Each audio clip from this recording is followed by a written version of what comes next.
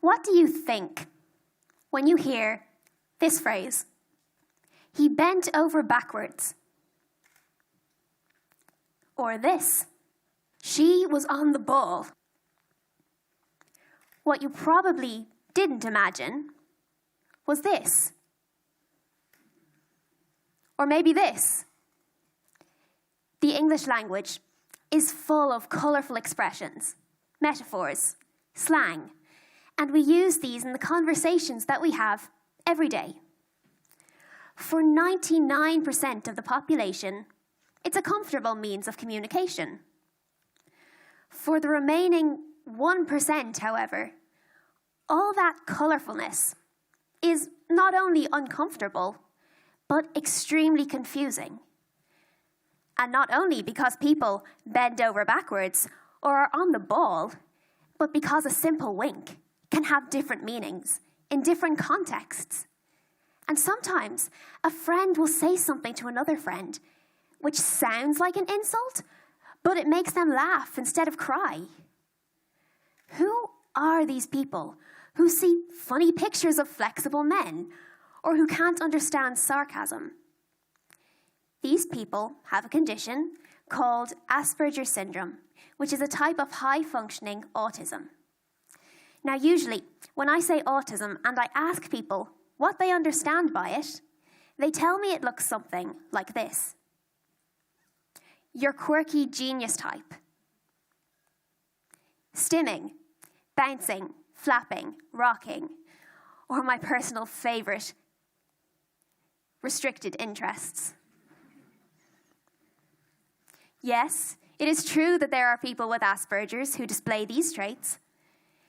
It is also true that these are only stereotypes and a small part of the entire picture. If Asperger's were as easy to spot as this, then there would be no problem at all in diagnosing it. Unfortunately, Asperger's, like life, is far more complicated. And if you're a girl with Asperger's, things get even more tricky, because all the diagnostic tools that the professionals use were designed to spot Asperger's in boys. Now, this gender bias leaves thousands of Asperger girls undiagnosed, unsupported, sometimes even after they've taken the test. My younger brother was diagnosed as being on the spectrum when he was 3.5. His autism was obvious, or stereotypical.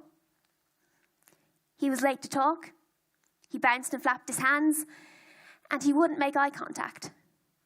My parents took him to get an assessment done. Within 2 months, he was diagnosed, and the proper supports were put in place to help him. Fast forward 8 years, and he's doing just great. And then there was me. I didn't bounce. I didn't flap. I was a shy but diligent student. I got good grades, and I didn't cause trouble. But what I did do was hide under the table and cover my ears at lunchtime because the noise of my chatting peers was too much for me to cope with. I was quiet. I let others make up the rules of the games we played, and I shared my sparkly pens when no one else would. And it took 14 years for anyone to notice that I was struggling desperately. For many high-functioning girls, it takes even longer. Why is this? Shouldn't our confusion around other people be obvious to our teachers, our friends, let alone our parents? And what I found is that there is a very simple, if unfortunate, reason for this. It's because of something we do to cope. We do it subconsciously, but it results in us camouflaging our autistic traits. And it is called masking. Asperger's girls are usually bright and sensitive, and when we're younger, we use these qualities to achieve a kind of superficial social competence. Like detectives, we watch and we listen and we try to make sense of the things people do and why they do them. It's a hard job. It's exhausting. We work both day and night shifts. The clues often lead us wrong, but we don't have any other choice because it's our means of coping in a world which is so socially confusing to us. When I was younger, I would mimic my favorite cartoon characters, their way of walking, the words they used, and how they spoke to one another. I absorbed this information and then applied it to my social interactions, almost like copying and pasting. But I quickly learned that life is not a cartoon. People are not characters who behave predictably. And imitation can only take an Asperger girl so far. By the time they reach adolescence, trust me, they are mentally exhausted and emotionally wrecked. Social relationships become so much more complicated. And for an Asperger girl, every conversation becomes like a maths problem. And I remind you here that we are not all quirky genius types. I managed to mask my Asperger's for 14 years. And then I crashed. The loving people in my life rushed in to help. And one day I found myself sitting in a room with 2 occupational psychologists, a bag of feathers, thumbtacks, and a book about flying frogs. This, apparently, was the ADOS test, the standardized test used to identify autism, the same test that my brother took 7 years previously.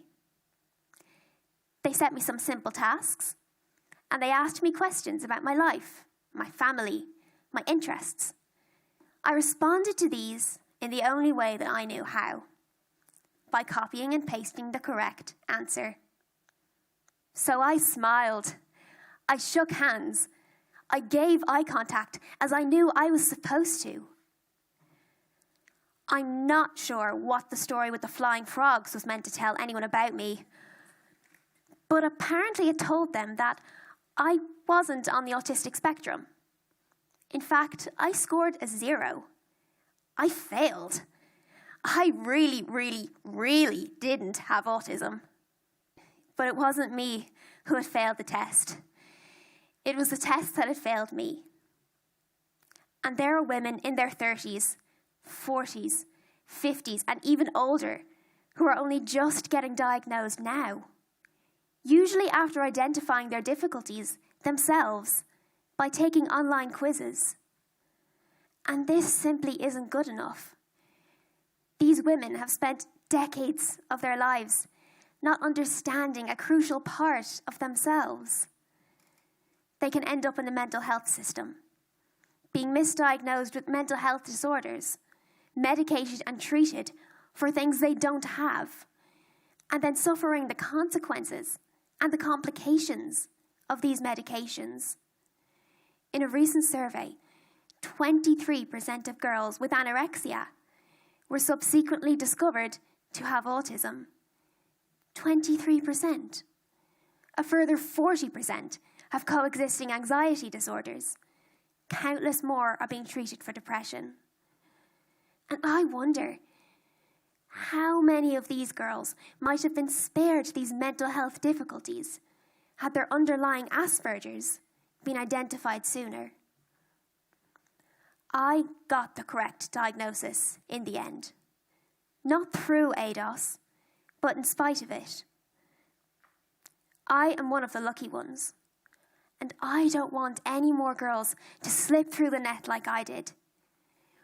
We need to become better at identifying difficulties in girls, even if they're subtle. We need an accurate and a broader tool to diagnose autism in all its many forms. Because autism is not black and white. It is a spectrum of color, and we need to open our eyes to see all of it. Thank you.